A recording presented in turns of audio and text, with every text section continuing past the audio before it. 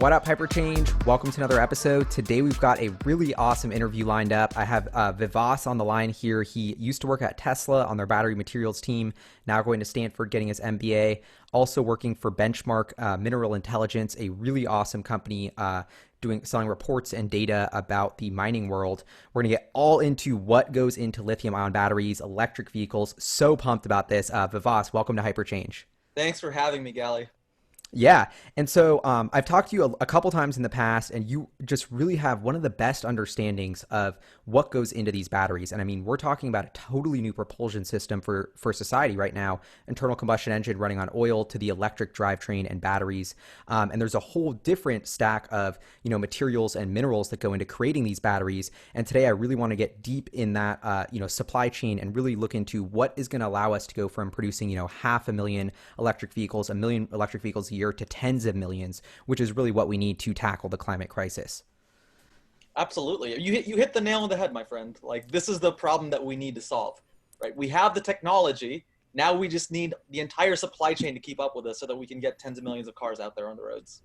Awesome. So thank you to you and your team for putting together this amazing PowerPoint presentation. Here's the QR code that you all can see. If you want to, there's also a link in the description if you want to open it now to follow along with us.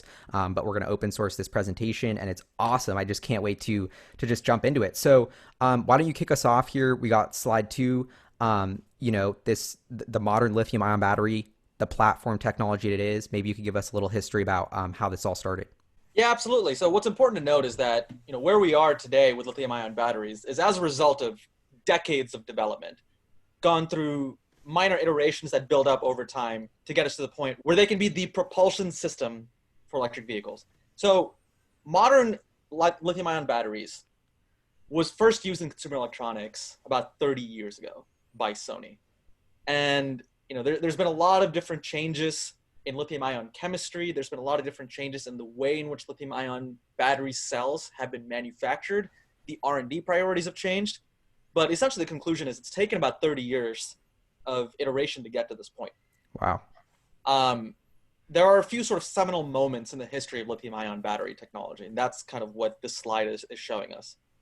Going from the first use of a lithium-ion battery technology in a consumer electronics product to the first use in the iPhone, which is still one of the biggest consumer electronic products ever, to Tesla Roadsters using them for the first time, to the first mega factories of lithium-ion battery cells being built by Panasonic, by LG Chem, by CATL.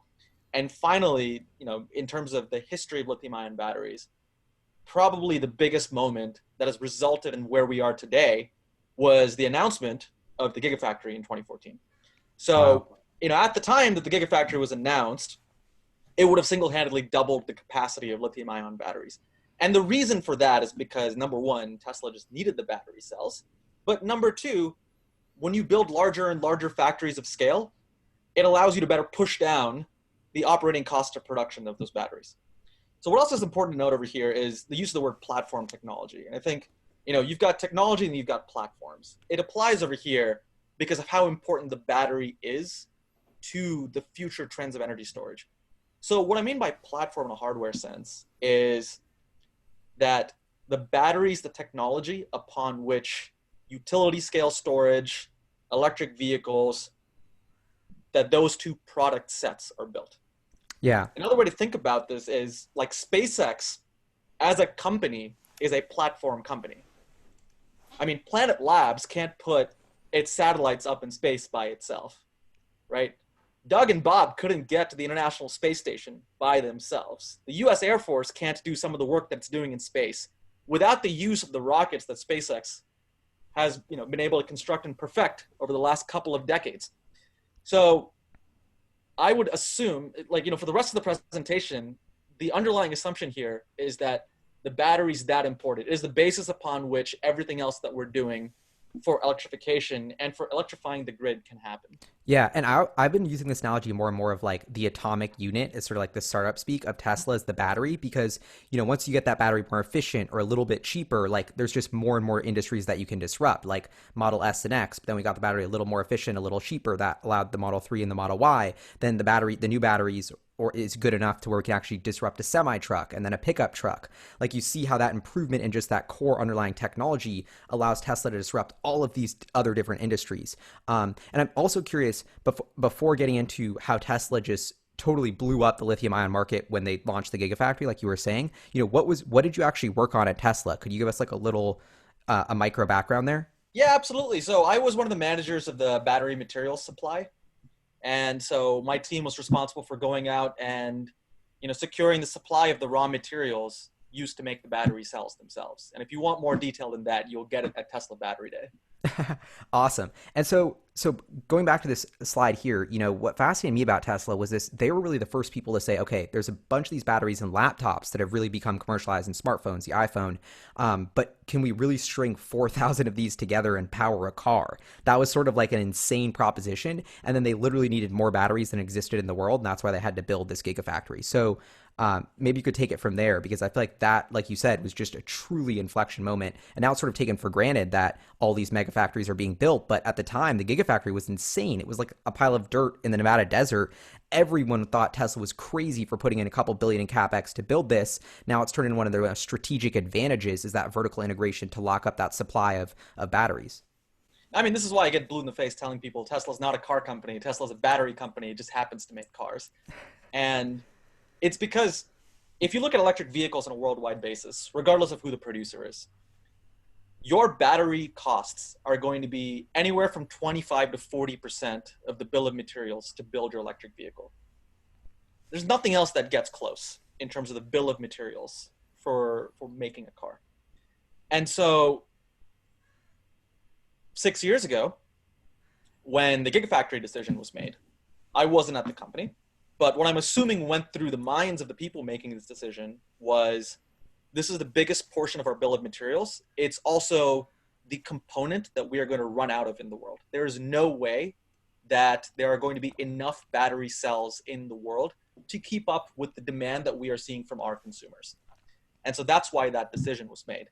And then, like you said, ever since then, when the Tesla Gigafactory was announced, the only other major plants were the plants that are on this page. So the CATL plant, the Panasonic plant, the LG Chem plant. And now the game is completely different. Now there are 143 tracked megafactories by Benchmark Minerals, Wow. encompassing 2.5 terawatt hours of battery production worldwide. This is insane. And And this is all you think this has really been catalyzed by that gigafactory and the success? Like would you say these lithium ion mega factories are pretty much all for vehicles, trucks, vans, cars? so these lithium ion battery factories were all catalyzed by the Tesla Gigafactory announcement. But not every single one of these lithium ion battery cells is going to be used for vehicles. So Elon has publicly stated on multiple earnings calls and multiple events that he expects the energy business to be as big as the vehicle business one day.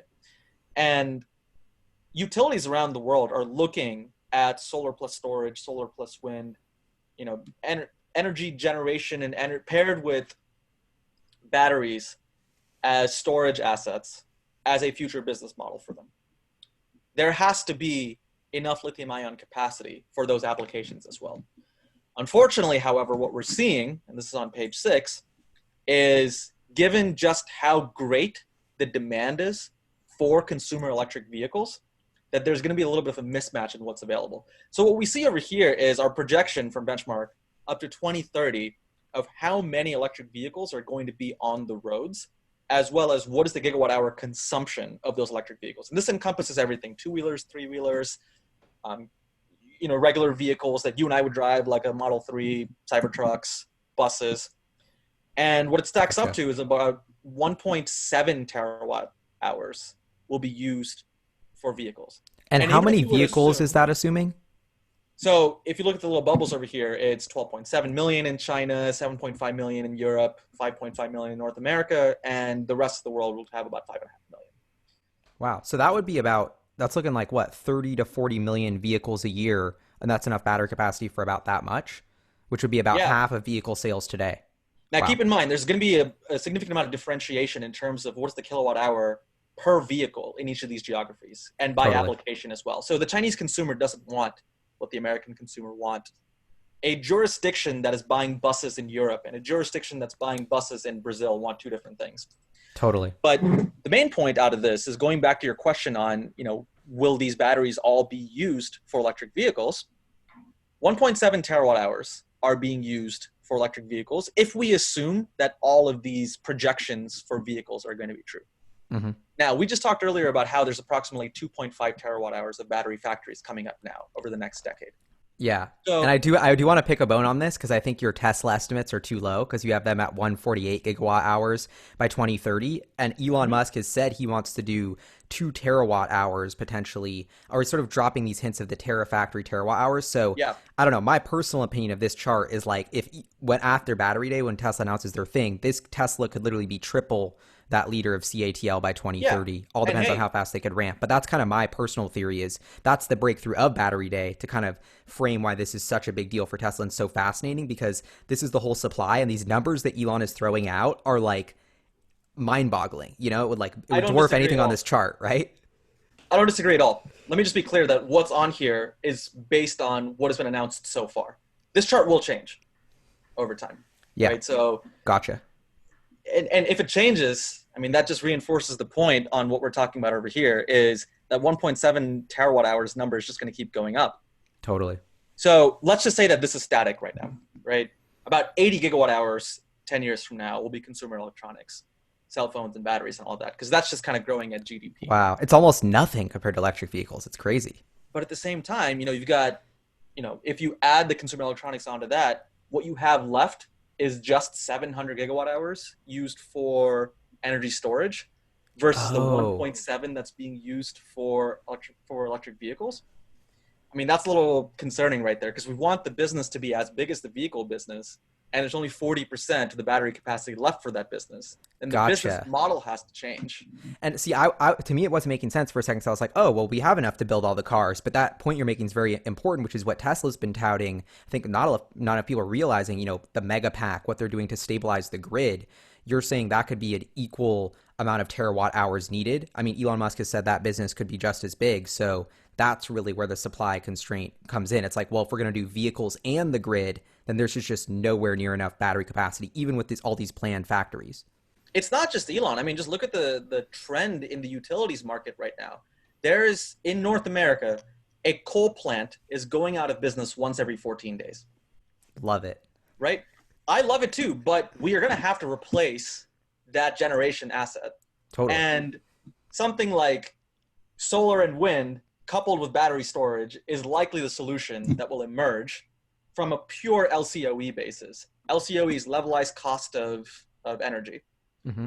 So from a pure LCOE basis, we're going to need more batteries than what we've had left if we were to take out what's being used for electric vehicles and take out what's being used for consumer electronics on this chart. So moving to the next slide, I think this is really interesting and something that I've had to learn a lot about researching all of this, that not all battery cells are created equal. And for different use cases, there might be different batteries. Like we've seen a lot of rumors about lithium iron phosphate for Tesla in China because maybe that's better for their consumers there. They're not, I used to think Tesla was just doing one battery technology that they were going to use for everything, but I think it's becoming more and more clear that for different uses, and different companies, there's all sorts of different batteries and different chemistries, as well as qualities within those. Or that's kind of my understanding. But I'm curious if you could help us break down this, tier 1, tier 2, tier 3 chart. Yeah, I mean, the way that we see it, as of right now, the market has evolved into batteries that can be used for Western automotive applications. So these are, very discerning customers who want certain characteristics. They want long range, they want fast recharge times, and they want to be able to hold on to their battery pack for a very long time. And the level below that is a Chinese consumer. And once again, the Chinese automotive market is 50% of the global electric vehicle market right now. So that's why that differentiation between China and non-China is important. Mm-hmm. And the characteristics that a Chinese consumer is looking for is not as highly specified as that of a Western consumer. And that just has to do with the driver profile of who's driving these cars around. In terms of what distance they travel on a daily basis in an electric vehicle, when they get the charge, where they get the charge. You just don't need batteries that are nearly as high quality. And to be frank, they're willing to pay less for a premium battery as compared to a Western automaker because they're okay with battery replaceability in Hmm. China. And then tier number 3 is like the stuff that goes into your iPhone, basically, the stuff that goes into your laptops. It doesn't need to be highly spec'd for the use in an automotive application. If your iPhone battery dies, it is what it is. You go and pick up a new cell phone. If your Tesla battery dies, all of a sudden you've got some issues, right? You mentioned sort of two markets happening at once. We have this Western automotive market with sort of a higher quality batteries, and that's like half the EVs in the world. The other half is these EVs in China, BYD, those kind of companies. I guess tier two. I'm curious if you could sort of break down this sort of divergence we're seeing and how that's trending with these battery mega factories. Absolutely. So right now, like I said, it's simplistic, but you could basically say the EV market is 50-50 China and non-China. The battery market is even more skewed. So today, somewhere around 65% of the battery cells that are being used for automotive applications are being made in China. And we're projecting that even 10 years from now, in 2030, that China will still be somewhere close to 70% of the battery capacity that's being built. And once again, not all of that is going to be used for automotive applications. Some of that will be used for consumer electronics, some of that will be used for Chinese auto. But in terms of who holds the keys to battery capacity on a global basis 10 years from now, China is, far and away the winner. Yeah, it's pretty crazy. And one thing that I've also understood is how complex these supply chains are, like shipping things. Like I think the way Tesla works now, like okay, so they're mining lithium somewhere, like I don't know, maybe Australia, they have to ship it to somewhere in China to like refine it, and then they ship it to Nevada, where Panasonic turns it into a battery cell, and they're going to ship it to Fremont, put it into a Model S or X, ship that Model S or X maybe back to China if that's what they're buying there. Like there's so many layers and crazy little pieces to this supply chain. And it's almost hard to wrap your head around how complicated it is. And you have this awesome slide here, which takes us through these steps. Like it's not as easy as just getting some lithium out of the ground and turning it into a battery. Like it's so Yep. much more complicated than that. So I'm curious if you could help us unpack that. First of all, for the lithium ion battery as a concept, for any lithium ion battery, it's not just lithium as like the main ingredient, right? There are many different ingredients out there. The bill of materials for lithium ion batteries have anywhere from like 80 to 150 parts, depending on how specialized you're trying to get. And what you see over here is a very simplistic chart of what are the major supply chain steps to get from an atom of lithium coming out of a mine to it being used in a vehicle, right? So you first go through a mining process, and then you have to be going through a specialty chemical process. Then it goes into being a cathode or an anode or an electrolyte or a separator, which are sort of the major building blocks of the lithium ion battery cell. Yep. They all get manufactured together as a cell, which gets put into a pack, which gets put into a car, which gets put into the hands of a consumer. So, I just laid out like 7 steps, and even that is like too simple. Like there's a level even below that. Wow. And so could you walk us behind, you have dollars here, 50 to 70 billion required for lithium, cobalt, nickel, manganese. What are these numbers behind these different steps? Yeah, absolutely. So the assumption behind this page is if we were to take all of the announcements from automotive manufacturers and all of the announcements from battery cell manufacturers as fact and say that they are going to happen. Like So this that is how many 2.5 gigawatt hours terawatt we're going hours, to pump out or whatever. exactly, that 2.5 terawatt hours will definitely happen. Those 30 million vehicles on roads, those 30 million electric vehicles on the roads in 2030 will definitely happen. And then we assume how much cathode do we need? How much anode do we need? How much specialty chemical manufacturing do we need? That's where we arrive at these numbers for approximate investment that's needed. I mean, these are not small numbers. Like And this is 50 to to hit that 70 billion. 2.5 terawatt, which is in the other slide that you were referencing. Absolutely. Gotcha. Okay. Right. So, I mean, these are not tiny numbers at all. And to be frank, I still think that we have undershot these numbers. Yep. Because these industries have major capex overruns, major delays. The problem over here is the scope and scale of the challenge is just so large, and it is not just putting more vehicles on the road. It's building an entire supply chain to go along with it. Wow. And I mean, talking to you has really opened my eyes to the just how complex and how new of a sort of expertise and challenge this is, because it's really a totally different supply chain. Like, I think it's kind of crazy a tangent, but Saudi Aramco, I think, is like the world's most valuable company, more than Apple, like 2.2 trillion, and they just make oil to run all of these, propulsion technology. But if we're switching that to the electric drivetrain, like, this is how big these industries are that we're replacing. Like, this is just massive. And there's going to be so many growing pains. And that's what you've helped me understand. You're highlighting here, many parts of the supply chain could break. So maybe you could walk us part. This looks through, like, the cathode is one of your first examples. Yeah, so the cathode is one example that I love to talk about because in my experience, just in terms of going to investor conferences, seeing what's being talked about in the press, people love to talk about lithium, or they love to talk about cars and batteries, and the stuff in the middle sometimes gets lost. So cathode is one example of this. So right now, we have about 84,000 megawatt hours of cathode capacity out there. And if you look at what's under construction and what's also being planned in the next decade, there's approximately 2.3 terawatt hours of capacity being planned against that 2.5 of battery that's being planned. So it's not, it doesn't line up, but it's close. It gets to 2.3, 2.5. Well, I'll give them a pass on that. It's close enough. Well, but the problem is, look at the red line on this chart, right? There is only about a 40% utilization of the current assets out there that are making these cathode technologies. So if you say that utilization holds constant, then you're going to have 1 terawatt hour of cathode capacity instead of 2.3 terawatt hours. And even if you say, okay, well, Vivas, don't be crazy. Like, we're going to increase our utilization to keep up with the market demands. No chemicals industry in practice gets to 100% utilization. Like, it's a miracle if you get to 80% utilization. Can you break that down? Because that part is a little confusing to me. It's like, okay, we have 2.3 terawatt hours of cathode capacity. We're desperate for cathodes. Why wouldn't we just run the machines at 100 or whatever? Yeah. So it's obviously not that simple. I'm curious why. It's the first principles argument is if you build a plant to run for 100,000 per year, 100,000 widgets per year, you should be able to run it for 100,000 widgets per year. In reality, you will always have issues. You'll always have something break. You'll always have somebody make a mistake. You will always have, some sort of outage somewhere. You'll have a software issue. You'll have a maintenance and reliability issue. These issues stack up to result in chipping away at the utilization rate of a factory. So any factory in the world, right? Like, I would say Tesla Fremont is not being used at 100%.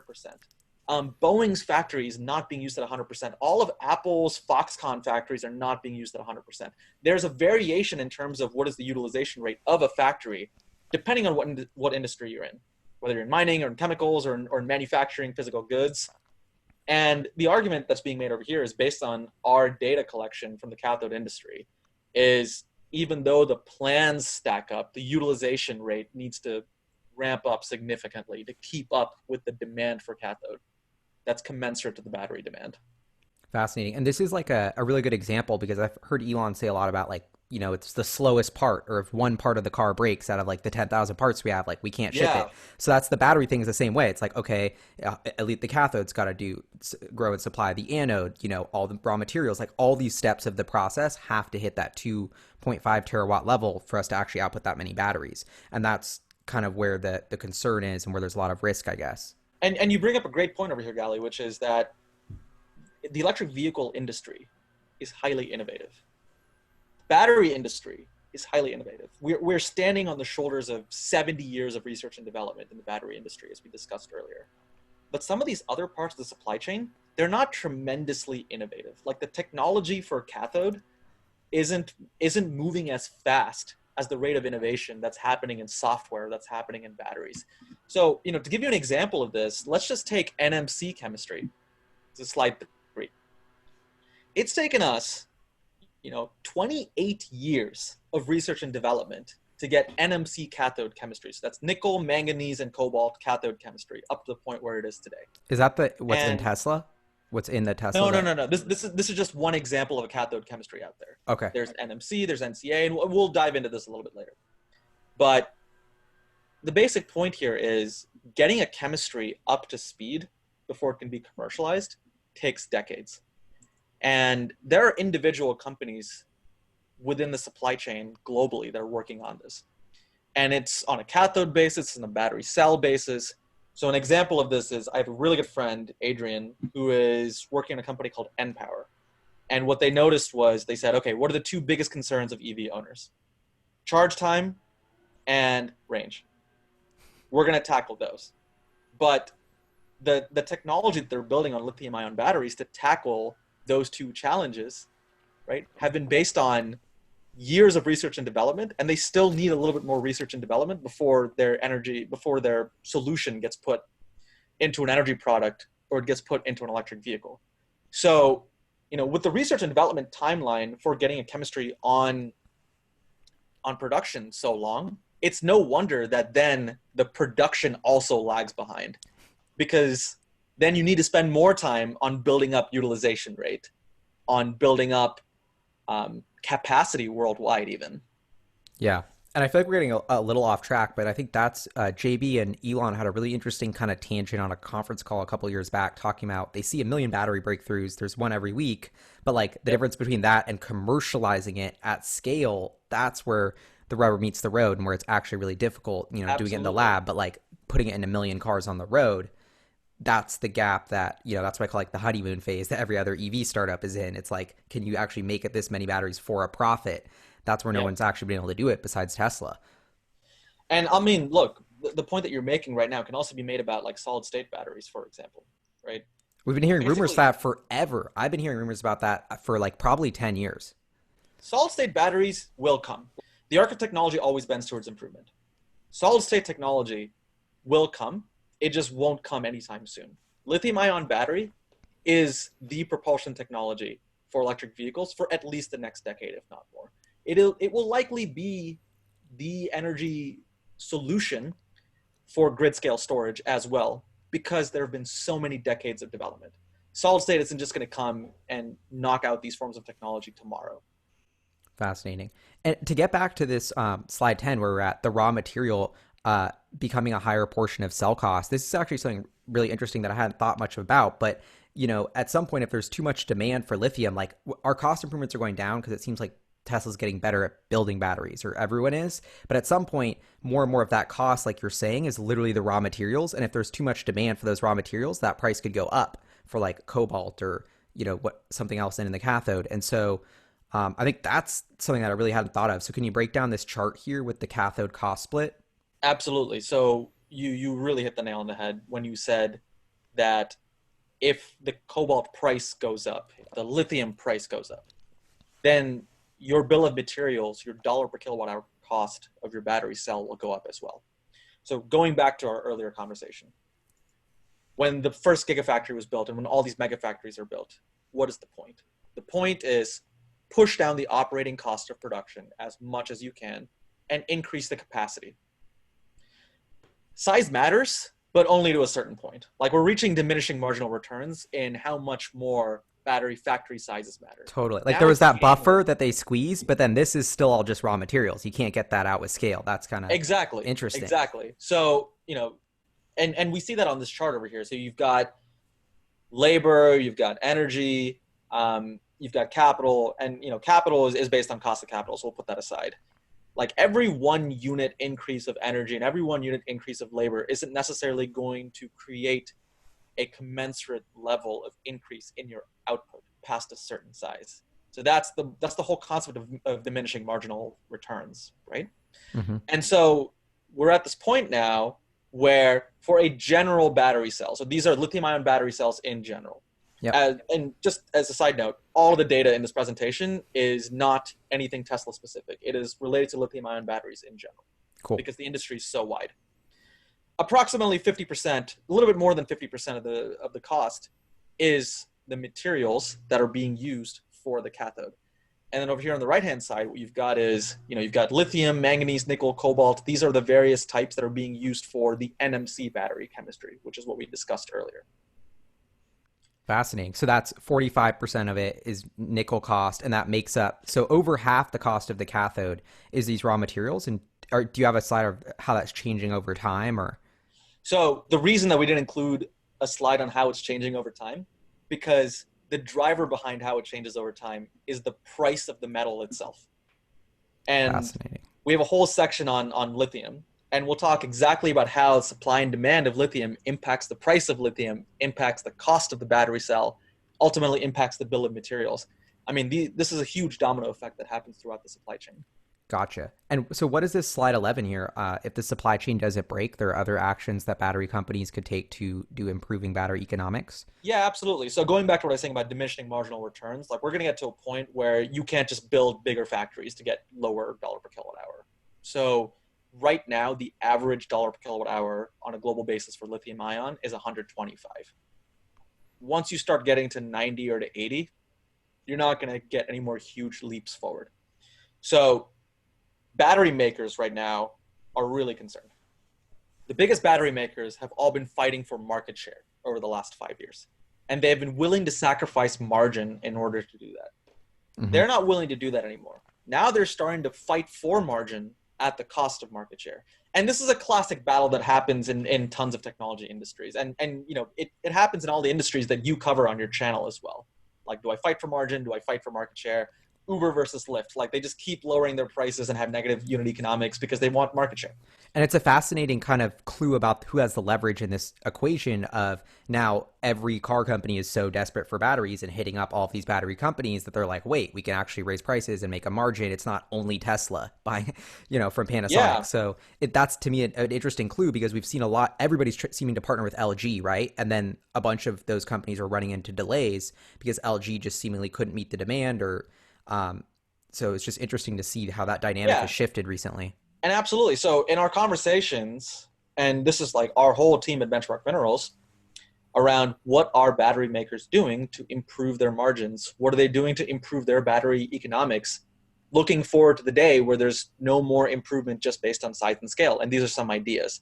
So supply chain management is going to matter a lot. Locking in low prices of raw materials is going to matter a lot. So that would be futures, sort of. Futures is one idea. Hedging is another idea. And that's something that your team did, and that's something that, right, and that makes Tesla kind of unique, is that battery materials supply chain team and expertise is something where Tesla is leading because they pioneered the lithium-ion battery in electric vehicles. And to me, this is a kind of a weird competitive edge that Tesla has. The fact that my team even existed is just very interesting. Most automakers don't have a team that's looking at battery materials. Which hopefully will probably need to change in the future if they're actually serious about doing this, because it seems like you have to, if you're Tesla and you want to think about ramping 10x, like you're really going to have to secure the contracts for all these raw materials far in advance, especially when you're talking about amounts that are like changing the industry. Gally, you are saying it much nicer than I am. If you are an automaker and you don't have a team looking at battery materials, you are already well behind the game at this point.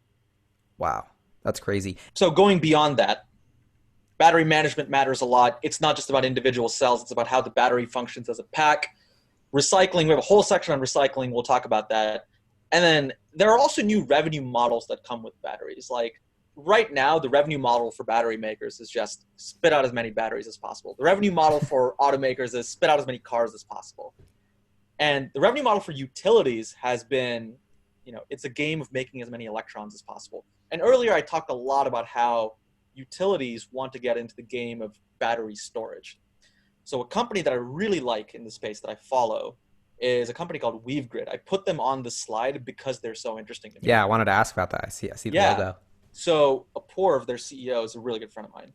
And what WeaveGrid does is they're working on a solution for integrating EV batteries that are out on the roads and being used in charging in home and office settings with utilities, so that the utilities can use the batteries as a value driver for them, and the consumer gets to save money. Is this like vehicle to grid? Absolutely. So this is an example of vehicle to grid integration, but they're approaching it from the utility standpoint. So being in the utilities business is just a tough business. Like when you're a utility in the United States, for the most part, unless you work in a deregulated utilities industry like Texas, my home state, you usually have a regulated rate of return, and you have an obligation that you cannot shirk to make sure that every single customer in your jurisdiction receives electricity. Yeah. The problem is the cost of production of electricity keeps rising. Once again, coal is uncompetitive against solar. And so utilities in general are looking for new business models for how can they leverage batteries beyond just being a storage asset to also being something that they can use to drive revenue, something that they can use to balance the load on the grid, to lower their T&D costs, to lower their maintenance and reliability costs. And something like a Weave Grid, which uses the network of lithium ion batteries in vehicles out there, is a great example of this. And there are many other companies like this that are out there. Okay, so to continue on this train of thought here, you're getting the cost down at the factory level, doing all these things, but at some point you won't be able to really improve the cost of the cathode that much. Like you're still relying on those raw materials. After costs reach the theoretical limit, the future driver will be cathode chemistry differentiation, which is what you were alluding to earlier. We got NCA, NCM, NCM 523, NCM, all these different Yeah. sort of types here. So I guess that would be a game of like optimizing. We got too much nickel. Nickel's going up in price. Let's reduce our nickel a little bit to go for this. So let's take LFP, for example. And there's been a bunch of press out there about how Tesla's going to use LFP. But even beyond that, Western automakers in general want to use more LFP coming out of China. What does LFP lack? It lacks nickel and it lacks cobalt. The iron industry, the phosphate industry, these are large industries. There's a lot of material out there that's available. And so there's some risk mitigation in your operating cost of production in having your bill of materials kind of run away because of nickel prices running away when you shift to a chemistry like that. But really the argument in this page is not about the price of the materials. The argument in this page is, as a way to differentiate their products, automakers will start to decouple the battery as a product and the vehicle body as a product. So what I'm saying over here is, I will have a choice as a consumer in the future about what type of battery I want based on how my driver profile is. And the example I give is always, like, my parents own a Model 3. They drive like 5 miles a day. I own a Model 3. I used to commute 50 miles a day. Why do we have the same battery pack? Why do we have the exact same battery chemistry? Yeah, your parents have so many raw materials that are so valuable and precious, almost not being used or leveraged. But And they're also charging at home. I'm charging at superchargers, and like the trickle rate of charging is different. totally. So what I'm saying is, the one size fits all battery pack that's being done today for consumers works because that's what was needed to get the battery prices down. But in an effort to compete in the future, like, a car company will be telling you as a consumer, hey, do you want a battery pack that's better for road trips? Or do you want a battery pack that's better for 5-mile commutes? Do you want a battery pack that's better in heavy snow environments? Or do you live in Texas and do you only want a battery pack that can deal with extreme heat? And the chemistries can be differentiated up to a certain extent to dictate the best performance.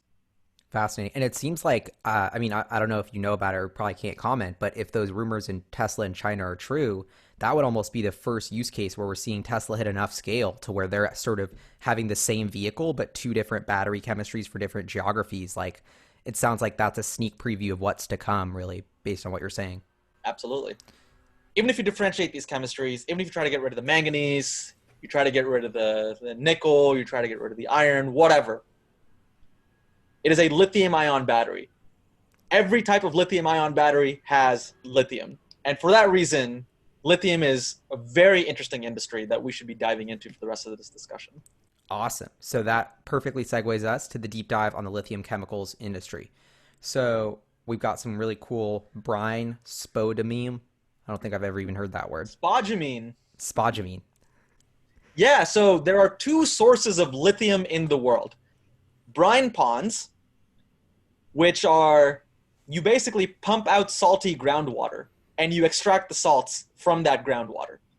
And this photo over here is a photo of SQM, one of the largest lithium companies in the world, their brine ponds in Chile. So just for scale and perspective, these brine ponds cover an area that's larger than the island of Manhattan.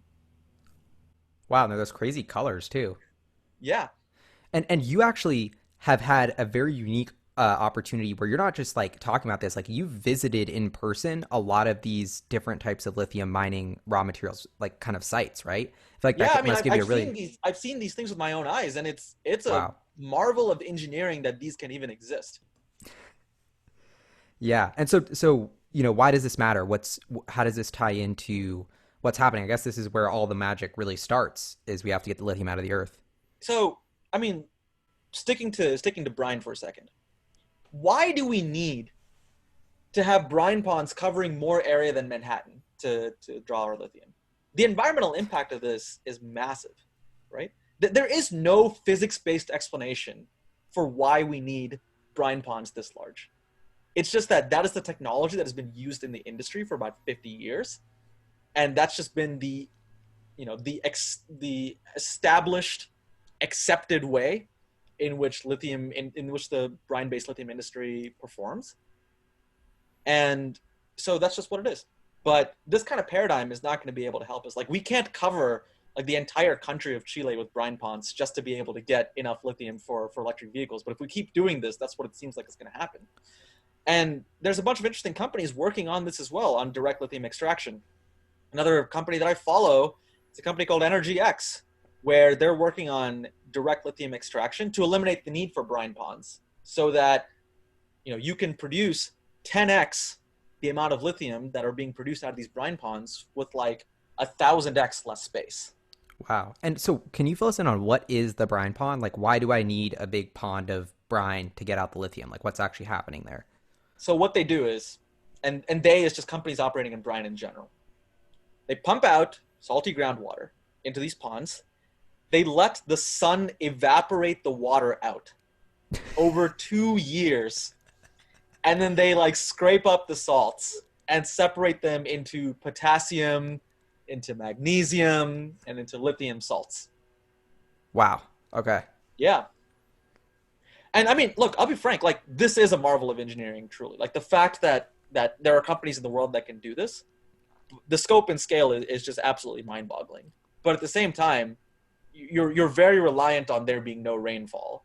You're very reliant on like the force of physics doing its work over 2 years, instead of finding a way to completely shortchange that and do it over 2 days or 2 weeks, for example. Yeah. And to be clear, I want to take a step back because you said this was very intensive from a fossil fuel and like sort of pollution, bad for the planet perspective. But Tesla and their impact report this year has made it very clear that like even with the status quo of how their supply chain works, there's vastly less fossil fuel emissions in the life cycle of the Tesla Model 3 versus the internal combustion engine. Like, it's already a way better solution. And you're like, look how pollutive this is. We can do this better. The pace of innovation to get these emissions even lower and make that gap even bigger is what we're talking about. But I just want to make sure it's very clear that like electric vehicles, despite all of this, are even much better for the environment over the life cycle than the internal combustion engine. That is correct. EVs on a life cycle basis beat internal combustion engine any day. And let's just take Volkswagen data on this, which is what we're seeing on this chart. Okay.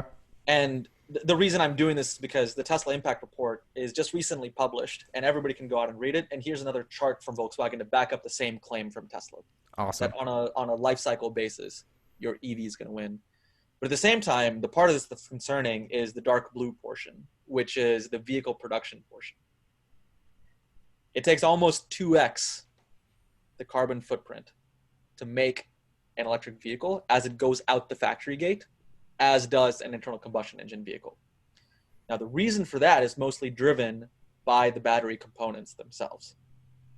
There hasn't been an imperative for the battery-based materials industry to grow carbon-free. These are not large industries 15 years ago, right? Like, they've been growing along with the growth of the platform technology that is battery, as they've been used in all these applications.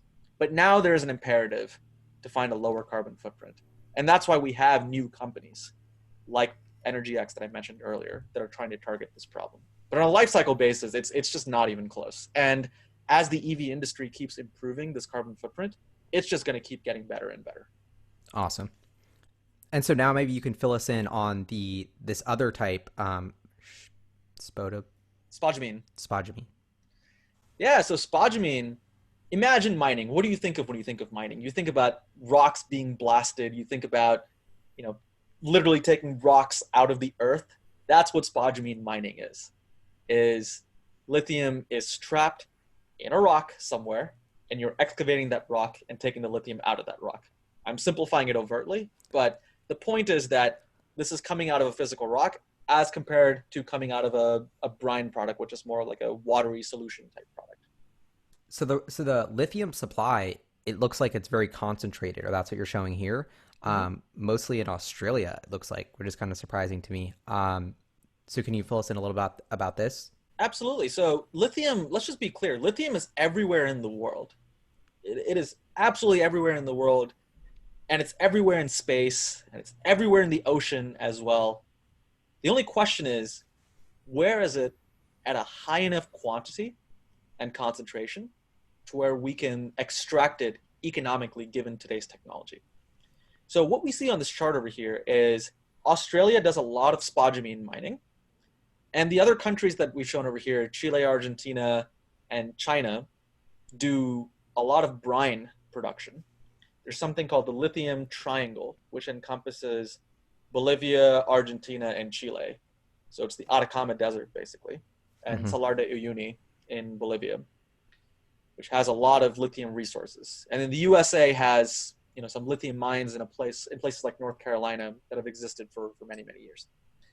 And so while lithium is everywhere, these are the countries that dominate the production. But what we see on the right-hand side of this chart is there are also certain companies that dominate the production of lithium products today. So just like how there was a tiered ranking in terms of quality for battery manufacturing, there's a tiered ranking in terms of quality for lithium manufacturing. Wow. Just because somebody says they produce lithium doesn't mean that lithium can be used in a battery.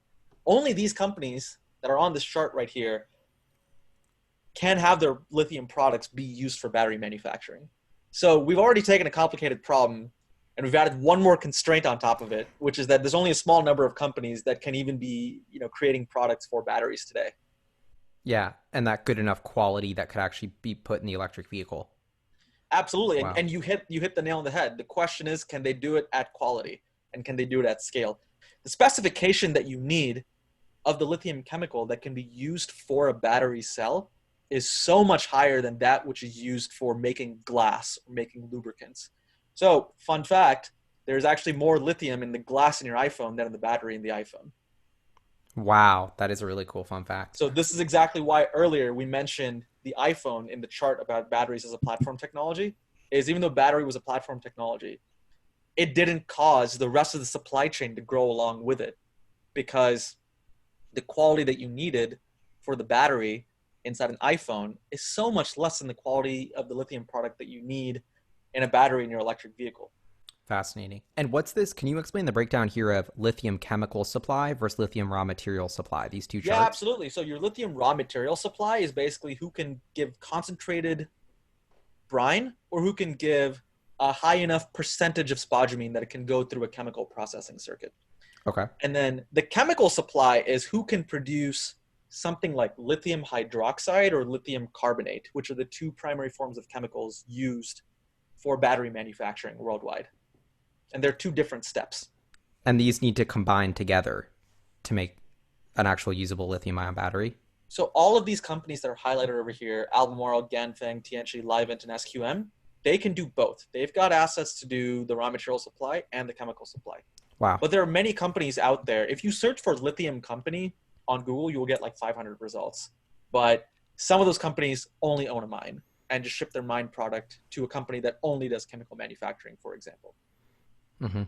Moving on, it seems like what I think is kind of concerning here is this chart shows that the major lithium companies are struggling to meet their announced growth plans. And I actually think kind of a weird story about that is that Tesla is one company that honestly has. I know they're a totally different piece of the supply chain, but in 2014, I think there were like 50 gigawatt hour capacity by 2020 in the Gigafactory or something like that, which they're pretty much exactly on target with, which I thought was pretty crazy. But this is a different step of the supply chain or piece of the supply chain, I guess. But I don't know. I'd be pretty concerned that a lot of, almost every single one of these big lithium companies by a pretty significant amount has not reached the capacity they wanted to. Yeah, absolutely. So what you're seeing on this chart is in 2015 or so, Benchmark started collecting data in terms of the additional capacity that was promised by these companies. Now that we're in 2020, here's where we're at in comparison. And the reason that every company falls short is because number one, this is just a hard business. Like there's all sorts of geopolitics. Capital is always constrained, and getting to a high quality for your materials is also difficult. And that's what we're seeing over here on this next slide over here. The process of manufacturing high quality lithium chemicals is complicated. Like I'm an engineer. I don't even know what the hell's happening in this chart, right? Like there's just so many different reagents. There's so many different steps. And you've got, acidic sulfuric acid as one of the inputs as a reagent. I mean, acidic sulfuric acid, there's all sorts of environmental regulation around the use of that product. So, each of these steps on this chart is a different, 50 million, $100 million machine, basically, that is Wow. custom made for just this one application. And it's like, yeah, no wonder it's so hard to create lithium hydroxide at large scale. Now, there will be a first principles based physics argument that it really shouldn't be that hard. And it's true. The That's what physics Elon is argument, thinking. the physics argument holds up that this really shouldn't be that hard, right? So I'm simply pointing out what's happening in the industry today. But what I'm not saying is that there's not room for innovation. There is room for innovation. Sounds like we need innovation here. There is room for innovation. There is room for significant cost cutting. There's room for shortening the number of steps it takes to get from a hard rock ore to a lithium hydroxide chemical over here, for example. I'm not saying it's an impossible problem by any means. Wow. But that complexity is why it's been so slow to occur. Absolutely. And it looks like we're adding yet another layer of complexity here on the next slide of once you're qualified, or a project has to be qualified to really get that contract. I'm assuming this is kind of the cash flow mismatch, what you were saying. Like it's, this is why the futures battery planning team could have so much importance is if you're able to contract in the future with a trusted partner and give them that security that you'll buy that much lithium, then maybe they can really get a head start and actually, putting in the CapEx to do it. Yeah, but even then, just because you promise that you're going to use their material, you won't actually use it unless you can ensure that that material meets a very high quality threshold before you put it into your battery pack, before you put it into your vehicle. Mm-hmm. You think about the incentive structure over here. If you're the battery cell maker, you are on the hook to make sure that that battery works, which means simplistically, you need to make sure that the materials that are being used to make that battery cell are of the highest quality possible. So if you're the chemical manufacturer, you need to ensure that you can consistently hit a very high specification constantly, 24/7, 365 this year, next year, and the year after that. That's a really hard problem at large scale. I mean, that's like saying every single Tesla needs to look like the exact same. Every single Panasonic battery cell needs to look the exact same. At large scale, these are hard problems.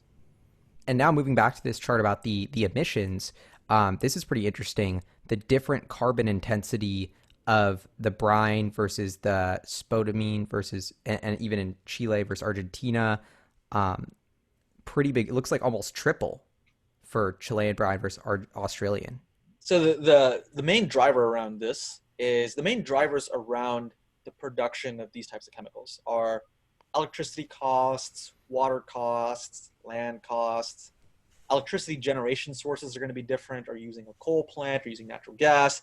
And so that's what leads to this conclusion over here. And I'll give a shout out to my friends at Minrevo, which is another consulting firm that prepared this. They're the ones who went out and found the data for this. But I mean, the implication is pretty clear over here, which is Australian spodumene is a great source for your lithium compounds, but it's a carbon intense source. So there are going to have to be trade-offs over here of if you want to lower the emissions of the production of your vehicle, do you choose to go with the lower carbon source, even though there may be more risk of qualification, even though there may be higher operating cost of production? I mean, these are constantly the challenges that any supply chain manager is facing. Wow, that's really crazy. And this next chart is really interesting because for a lot of people, Elon Musk hinted that would Tesla get into mining? Seemed like kind of a joke. And going through this presentation, talking to you, I'm realizing how difficult that actually is and how much of a beast, like sort of a big hairy problem this is. And the timing step is really interesting because cell manufacturing, I think, is what Tesla's an application. Like that's what Tesla's doing right now on the bottom two steps of this chart, right? Mm-hmm. And so those are just a fraction, less than half the time you needed, or more than, you could more than double that with all the previous steps. So it's like almost Tesla's not even doing the hardest part, it sounds like, or at least the part that takes the most time, I guess. This chart is very scary. Every automaker should look at this chart and be scared. Every battery company should look at this chart and be scared. Let's just be very upfront. Given where we are today in technology trends for the manufacturing of lithium chemicals, given where we are in terms of how much consumers are demanding electric vehicles and how much utilities are demanding grid scale batteries, there is no way the supply will be able to meet the demand starting mid-decade. Now, one of the reasons is exactly what you pointed out, which is there's a dislocation in the timeline between all these different steps. I mean, finding a mine is really difficult, and I'll tell you why. This is going to sound so mind-blasting, but how does one person find a mine? I'll tell you what they do. They go out and dig like 1,000 holes and hope that one hits a jackpot. So imagine you broke Guess a and bone. check. Imagine you broke a bone and you went to the doctor and they said, I'm going to do 1,000 cuts on your body until I find the bone. You'd be dead. There's a reason that x-rays exist for a reason. So once again, going back to talking about technology has not kept up. There's not first principles based thinking on modern physics and on modern technology in some of these earlier parts of the supply chain. Mining is still done today very much in similar ways that it was done 30 years ago. Yes, I'm sure that some people write in the comments over here that they work in mining and technology has infiltrated the industry. That is very true. But for the most part, exploration is still like a shotgun approach. Dig 1,000 holes and find the one that works, and great, you've got the one that works. So that's why the timeline is so long. Chemical processing, we already talked at length about why it's difficult to make chemicals. Once again, it's not impossible to speed that process up, but this is a reflection of what happens in the world today, given the industry players today. Yeah, and it's almost like this makes me excited about what the Boring Company's potential is in mining, but also like skeptical that it will be the whole solution, because what Elon's done there for tunneling, this kind of hits home for me because my grandpa started like a tunneling company in Italy, like decades and decades ago. So to see Elon Musk come in and basically electrify those same massive machines that dig up rock, and kind of make it efficient and much more cheaper to do that actual like excavation piece. I personally think there's a lot of cross applications of like, okay, well, this electrification of the tunneling equipment could also do electrification of mining equipment.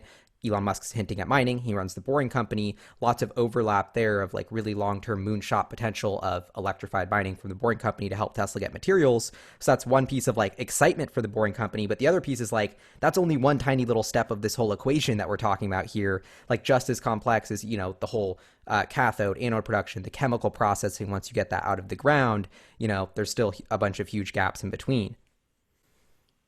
We don't need just a Tesla in the vehicle manufacturing space. We need a company that is as innovative as Tesla in mining. We need a company that is as innovative as Tesla in chemical processing. We need these companies to go back to first principles and build up what is the lowest operating cost of production possible, and to go out and pursue new technology, or else there's no way the supply chain will keep up.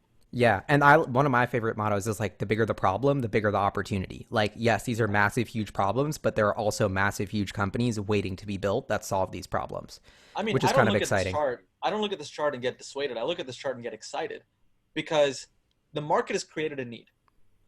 There's a demand and supply shortfall. There is space for an innovative company to come in there and solve this problem. That unplanned new supply part of your chart right there. That's a big Absolutely. window. And you know what? When you give humanity a chance to go out and solve difficult problems, humanity finds a way to solve that problem. We've seen this consistently time and time again throughout history. So the question is just who is going to go out and do it. It's not if it will be solved. We have the technology, we have the physics knowledge to do it.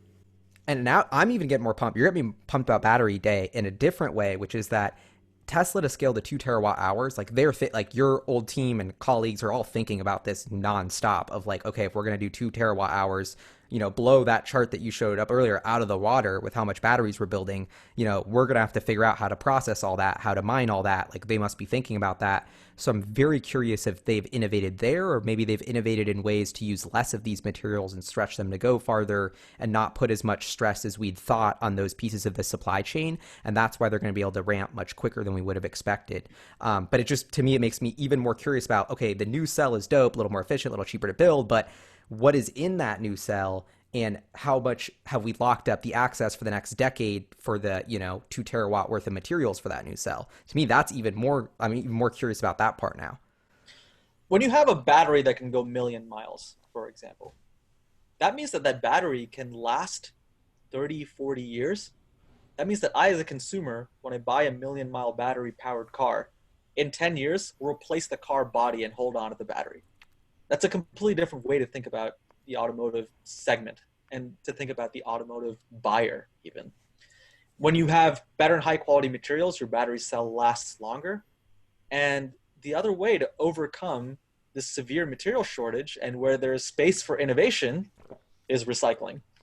Yeah. And that also makes me really hopeful of like if we can go autonomous and get a million miles and the drivetrain lasts a million miles and instead of, two or 300,000 miles for the internal combustion engine car, we only need to replace a car every 30 years versus every 10 years. Maybe that makes new car sales be 30 million a year, not 90 million a year. Or I think we could, the car is utilized, what, 5% of the time? Like there's all these empty seats driving around anywhere, everywhere, wasting energy. Like I feel like if we could make that more efficient, that's another very interesting lever here that I think could be a hope of like, if the cars last longer and people are buying less new cars, that we won't need quite as many materials.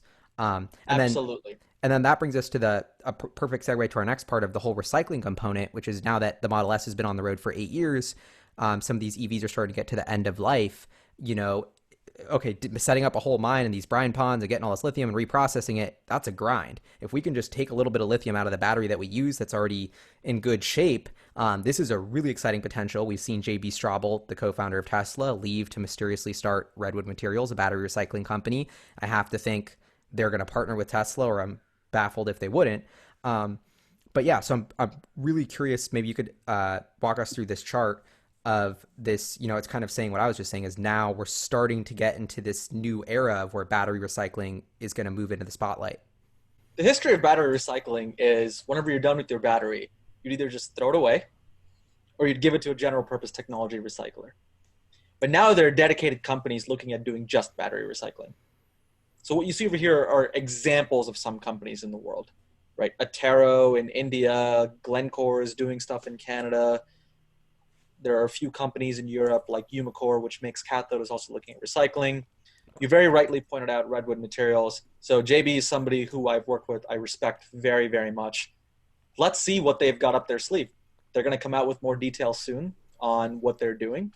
But the fact that they're interested in recycling should be a sign to the market that there is a huge opportunity in taking advantage of the large input feedstock of used battery cells coming back to make materials again for new batteries. And Redwood Materials has put out zero info about what the hell they're doing, but they have a logo, and their logo offers the biggest clue ever, which is it's a closed little loop. And that's what Tesla's hinted at so many times, is a closed loop recycling, really this idea to capture as much as possible from the waste. So I've always thought that that's like got to be their focus. Absolutely. And I mean, even the impact report that was released a couple of weeks ago has a huge section on battery recycling. Yeah. Which, by the way, like, shout out to the people who wrote that report. One of my favorite ever reads from Tesla. Like, yeah, shout out to Martin. That was, I hope they keep doing this every year because that was so good. And like all the stuff you're saying of how do we think about cobalt? What's our water usage? All these things we're kind of discussing. Like Tesla's actively working on to really just push that envelope on the life cycle emissions to be as good as possible. Like, I think people don't really realize that. Like, so many electric car companies are like, oh, it's like greenwashing. Like, Tesla, I really just think they don't get enough credit for, like, literally, like, the whole vegan leather seats thing is kind of an example to me of where, like, I'm not a vegan. I love a good cheeseburger, but I'm trying to reduce my meat consumption, But just that ethos of, like, we want to reduce animal usage. We want to be ahead of the curve. We want to try new material. Like, they don't really get enough just kind of as a shareholder and like fan of the company, I'm like, I love that ethos that they have. And it goes to every little part of their supply chain. They're thinking about how to maximize that sustainability. But for recycling, it's not just going to be a game of the companies. It's also going to be a game of partnerships. So what we see over here, just as an example, in Europe, there's one example of a partnership between Umicore and Northvolt and BMW. So Umicore, like I said, makes cathodes, but also wants to get into the recycling game. Northvolt will take the cathode from Umicore, make cells. Those cells will be then used in BMW vehicles. And when the BMW vehicle reaches end of life, that cathode from that cell in that vehicle will get back to Umicore. And so it'll close the loop. So this is just another example. There are many examples like this of pan-industry collaboration between companies in the supply chain. that's also what's fascinating about the battery supply chain. 10 years ago, each of these companies in each of these segments were working in their own silos and maintaining arm's length relationships as a consumer versus a producer. But now these companies are partnering together because they're seeing the value in the challenge, but they're also seeing that they need to partner in order to keep up with the demand out there. Yeah, and I also think it's like everything was kind of child's play in beta before Tesla because it's like now we actually have 1 million cars on the road. Like that is a lot of stuff to recycle. And I feel like before Tesla really existed, like there wasn't that conviction that there would be millions and millions of EVs on the road to build this recycling infrastructure for. You know, it doesn't make sense. But now that Tesla's really hit scale, it's sort of like an inevitability that we're going to need to work on this. And I'm curious, okay, so I have a battery pack that gets recycled. Like, can you give a rough estimate? Is it like 50% of the materials I can reuse at the end of it that I can use back? Is it 80%? Is it 5%? How should we think about how much they can extract from that used pack? So with more process innovation, you can get to a point where around 90% of your materials will be highly Wow. recyclable. But we're not there today. So today we're at a point, Elon is going to drop some crazy stat like that on Battery Investor Day, though. I'm and I sure. would love that. I would totally welcome that and love that. And I hope it happens. Yeah, that's awesome. Actually, and I wanted to go on this other chart. What I noticed that you didn't mention is China out here dominating capacity again for recycling.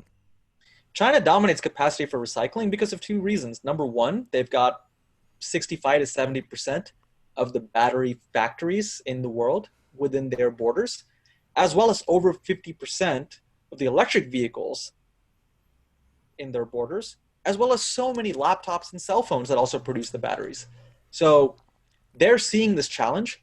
A lot of it is also being driven by regulation in these different geographies. China has done a very good job of having directive policy towards recycling on a national level. In the US, the state of California has done quite well in terms of putting out regulation on recycling. And this is true of recycling in general, technology, product recycling, as well as battery recycling.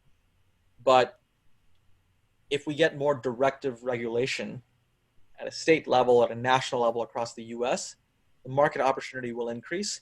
Some of those companies that are in the North American portion of this chart will start to ramp up their capacity to keep up as well.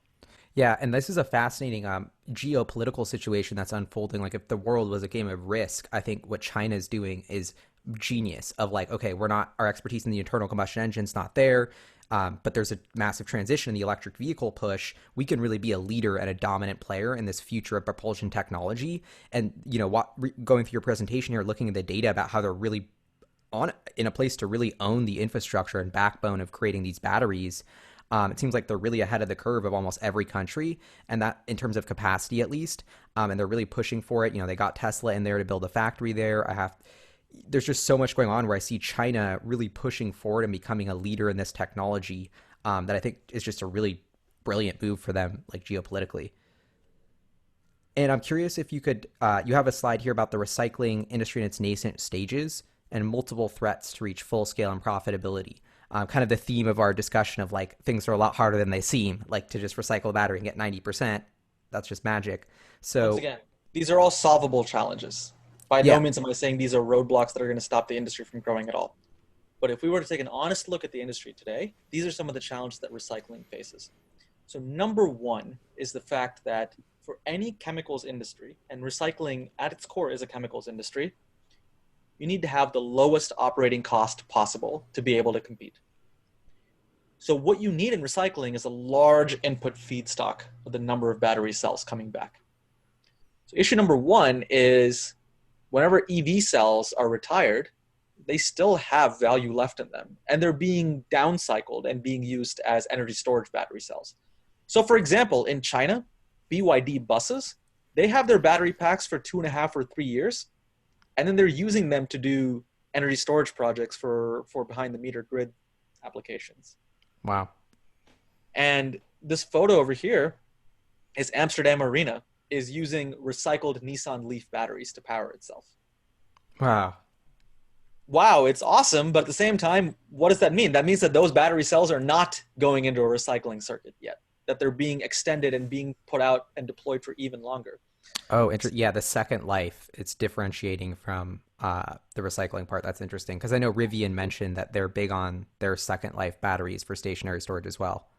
Absolutely. And every single automaker is going to want to be big into Second Life because going back to earlier around generating new revenue models around batteries rather than just selling batteries and getting the revenue, this is a very easy way to generate more revenue. Is, I don't know what the business model is around the Amsterdam Arena, but I'm willing to bet that somebody was the asset owner of that battery and depreciated that battery over use and then went ahead and sold it and essentially recouped what they would have written down in terms of the battery value. And so this last part of the presentation, I guess, caught me by surprise. Where do oil companies fit in? Because I just assumed they would be dinosaurs, you know, excavating Yeah, dinosaur juice, and that was their business model. That was kind of irrelevant at this point. oil companies have a place in the world, but they're in for a rude awakening, or should I say a crude awakening. Awesome. So, transportation today as a segment accounts for about 55% of global oil demand. But the world is increasingly going to electric cars. So, what's going to happen? By Hmm. definition, that means that the transportation segment of oil use is going to be declining in its share. This is a huge concern for oil companies. So there's a couple of things that they're doing, right? So one is they're trying to shift away from transportation and into becoming power companies. So BP, for example, every single year puts out something called the Statistical Review of World Energy. I forget the exact wording, but Benchmark contributes to that report. And they explicitly state that they may look at power generation assets and become an electricity provider potentially. That's a big shift. Oil companies are trying to become energy companies and trying to provide energy of all forms. Wow. Petrochemicals is also growing. So Mukesh Ambani, who's the owner of Reliance Industries, which is India's biggest company, they are transitioning their oil strategy away from oil and towards petchem. And we're seeing this happen in other oil refining regions of the world. Oil companies have a place. It's not like oil is going to disappear immediately. Although for up to me, every single car on the road would be an electric vehicle. But the reality of the world is we need to retire the old fleets, as well as we need to keep putting more and more electric vehicles on the road and have the supply chain build up so we can put those electric vehicles on the Yeah. road. And It's a that's not going to happen multi-decade overnight. multi-decade transition. Yeah. And so the problem, however, for the performance of an oil company is investors are demanding more of them. So on one hand, that's a social thing. So last week, the Pope came out and told 1.2 billion Catholics in the world to divest from fossil fuel companies. I mean, like, that's how big the environmental concern has gotten now. Jim Cramer goes out and says, like, oil stocks are done. Like, there's nothing that oil company CEOs can do in order to make their stocks attractive anymore. And what we see over here on the right-hand side is the IRR that you need to show. So the internal rate of return that you need to show for a project to make it investable keeps growing for big oil and big coal. And if you compare that to the fact that oil prices are going down and coal prices are going down, and there's a correlation between the price and the return, Hmm. that value creation spread is getting smaller and smaller for these companies. They cannot just be producing oil. They cannot just be producing coal anymore. Wow. But at the same time, we just spent so much time talking about how battery metals is undercapitalized, but how there hasn't been a lot of process innovation in battery materials and the battery supply chain. So my suggestion here is we shouldn't abandon the oil companies. These are companies that are well capitalized with large balance sheets, relationships with governments all over the world, and a retail infrastructure that reaches billions of people. They have a place in the world, and they have a place in the battery supply chain as well. I think oil companies should be brave enough to make investments in specialty chemicals that are used in the battery supply chain. I would love to see an oil company go out and acquire a lithium company, get involved in nickel sulfate production, get involved in cathode Wow. production, partner with those companies and underwrite those projects so that when they go out and say to their shareholders that they're transitioning to being an energy company or a technology solutions company rather than an oil company, they really put their money where their mouth is. Yeah, and that's been a really frustrating thing for me is, you see these companies like Exxon, still paying massive dividends, tripling down higher and higher payout ratios, getting more and more levered, like kind of just like like dying on their sword and really not pushing it. But it's like, no, like you have a chance. You have this billions in cash flow. Cut the dividends. Stop doing these BS buybacks. Buy a couple of these chemical refining plants. Start pushing, doing exactly what you're saying, kind of that 180 of capital allocation. Because at this end of the day, we're talking about that energy that powers the propulsion technology of society, whether it's oil or whether it's the materials that go in the battery. Either way, it's how humans and stuff gets from point A to B. And so it's, they're either someone else is going to do it or they can do it. But it's, yeah, I've never heard this pitch, but I think And it's there are a couple genius. of oil companies that have, I will say this, a couple of oil companies have said the right things over the last couple of years.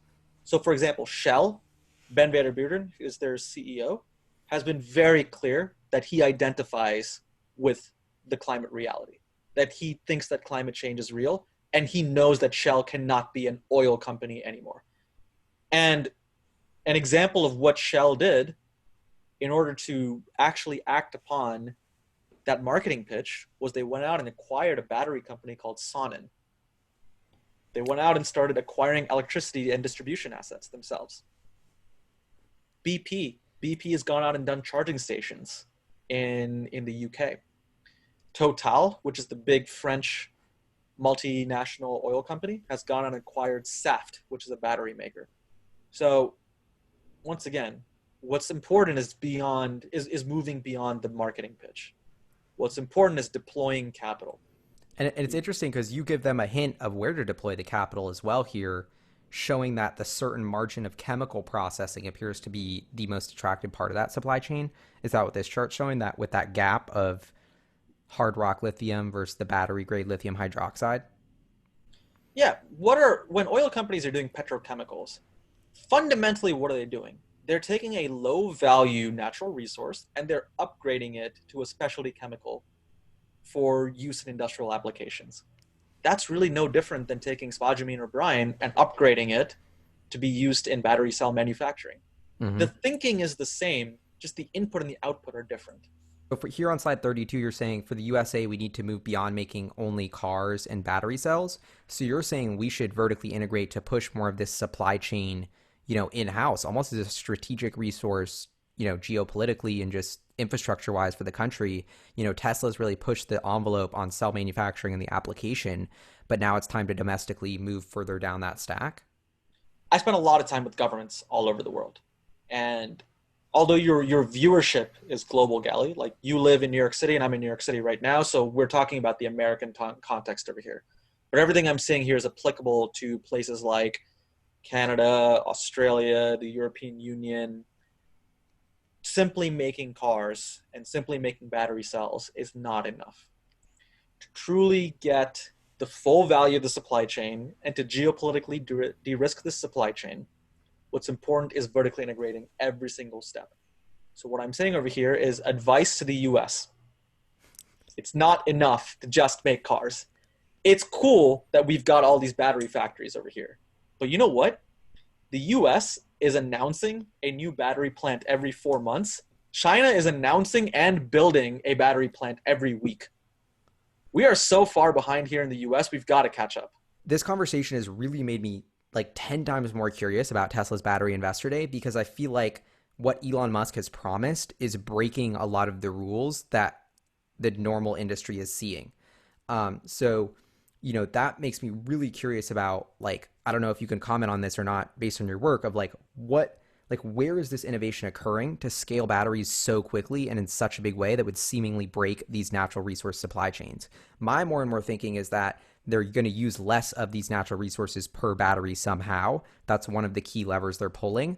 And Yes. the other key lever is this will simply just take time and it will take them 5 to 10 years to hit that 2 terawatts and it will happen more gradually. And that's how it will be accommodated. So in my mind, the million mile battery is important because when you have a million mile battery, once again, you just don't need to make new batteries as fast, which means you're just consuming less raw materials over time.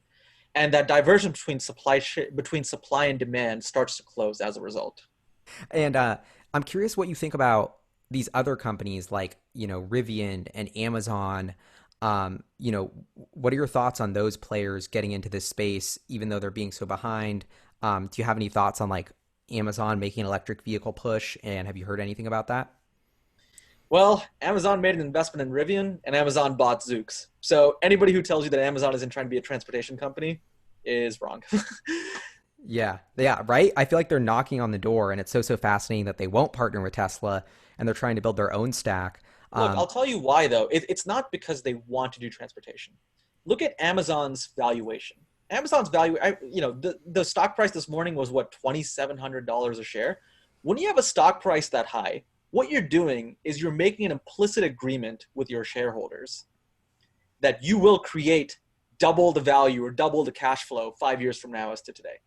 And Amazon is basically in like everything right now, right? Like they've got Amazon Media Group, they've got Amazon Web Services, they've obviously got the consumer business, they've got their music business.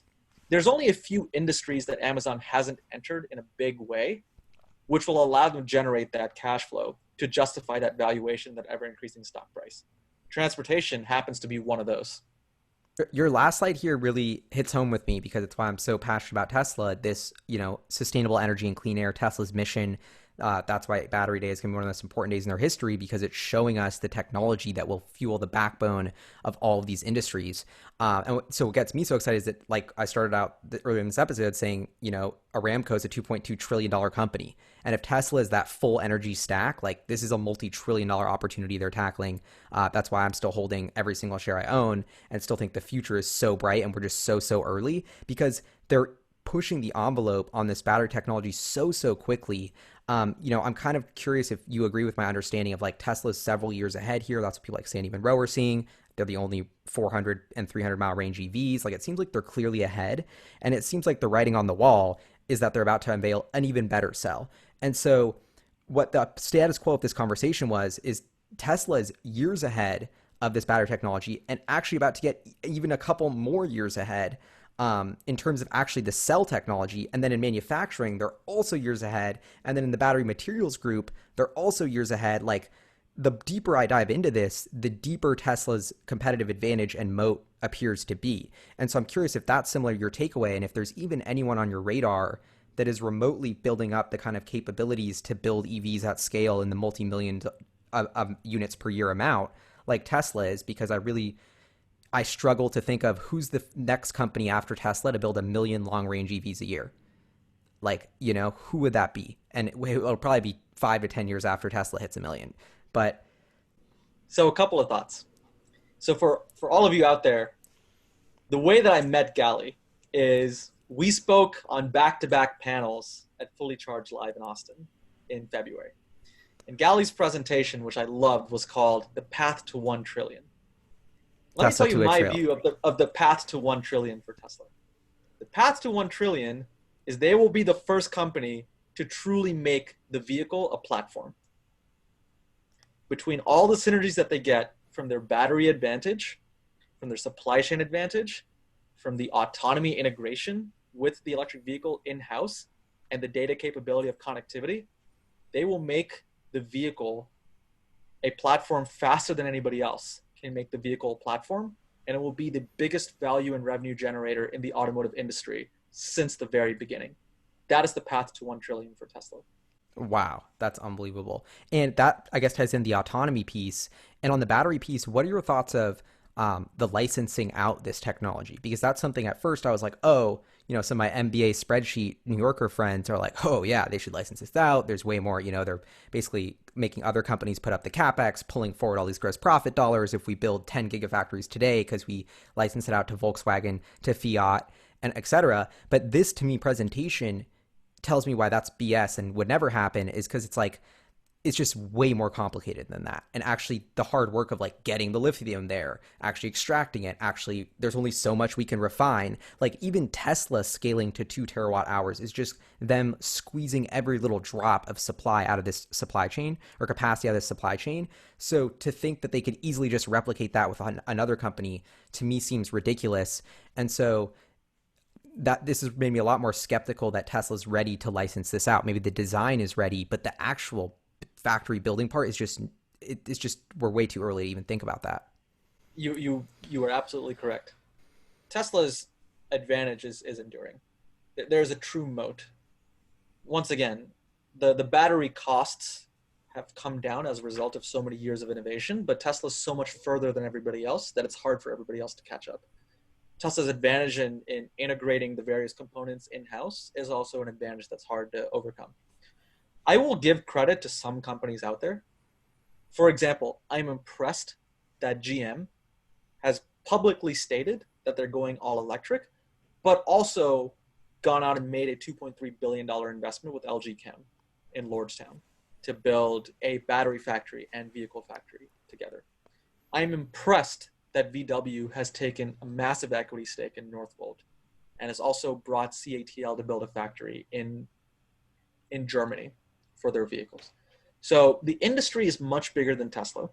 And as much as I personally love Tesla, we need everybody to succeed so that we can have electric cars. Not everybody's going to succeed at the same level as Tesla, but as a global species, we do better in our fight against climate change if everybody can put out more electric vehicles, if everybody can put out more grid scale batteries, if these supply chains can grow to make that a reality. And this is the part where I want to end it, of like all my friends, when I'm like, Elon Musk is the most, like, if Elon Musk makes a dumb tweet or something, I get all these texts from my friends and I get in all these big arguments and I'm like, Elon is doing more for humanity than anyone else. Like, how do you not understand that? Because this whole concept of accelerating the transition to sustainable energy by 5 to 10 years diminishes so many long tail consequences of the rise in temperature and all the crazy weather and just natural effects that could have. Like, it's the amount of urgency to switch over the entire transportation industry immediately could not be more urgent and pressing. And it's really frustrating to me that a lot of my peers in my generation just does not understand the urgency, because like everyone's protesting Greta Thunberg, awesome, but was the technology standing in the streets is not going to make everyone drive green vehicles. We literally need to build massive factories that pump out a shitload of batteries. That is the only way to do it and fix this thing. And Tesla is the only company doing it. And what I really like what you just said is they kicked everybody else in the ass. So Tesla will change the world and they're going to lead all of this, but they can't do it alone. But even more importantly is they change the industry. And I'm curious if you could really confirm and validate that to us, because what I see this, like the Gigafactory, like this wouldn't have happened. Like Elon Musk and Tesla and JB Straubel, Elon and JB scheming up, being like, we're going to do the Gigafactory. That's how we need to do it. That idea, that bold move in 2014 has single-handedly changed the structural course of the history, or the trajectory of fossil fuel emissions for the planet in a massively material way. And that's why, like, as much as this is like nerdy battery materials and we're getting deep in this technology, like, to me, this is one of the most important things happening in humanity right now that everyone should be paying attention to, and why Battery Investor Day is like, it's so hyped, but it's even underhyped because of that. And like, I don't know, I'm just curious, like, if you could riff off that and if you could kind of confirm that Tesla really has been the one to change the world in that way. Tesla has already changed the world. The fact that every single legacy automotive company right now is going out and putting out electrification plans is because Tesla showed the world that EVs can work for the consumer. The reason that we've got 2.5 terawatt hours of capacity built out in battery cells is because Tesla showed the world that the Gigafactory could be a value driver for the company. The reason we've got so many autonomous driving companies is because Tesla went out and put autonomous vehicles on the road. Like, these technologies have already changed the world because they've created a global movement of more companies wanting to get into the space. And Tesla will continue to change the world. And that's why I am super excited for Tesla Battery Day, because I don't even know what they're going to announce. And whatever they're going to announce is going to set the new industry standard that everybody else will follow. Awesome. Well, on that note, I think that's a perfect place to wrap it up. Thank you so much for taking the time and sharing this all with us. I feel like I learned so much, and I'll totally, if you haven't, check out this presentation. I'll put the link. It's got the QR code here, so you can just use your phone and check it out. But really appreciate you and your team putting in all the work for this, and just, you know, helping us spread the word on Hyperchange. Really, it's awesome. Gally, look, I want to thank you, because when I was an employee, a lot of us who were employees at Tesla watched your channel and loved your content. So please keep doing the great work. I really love the stuff that you put out there as well.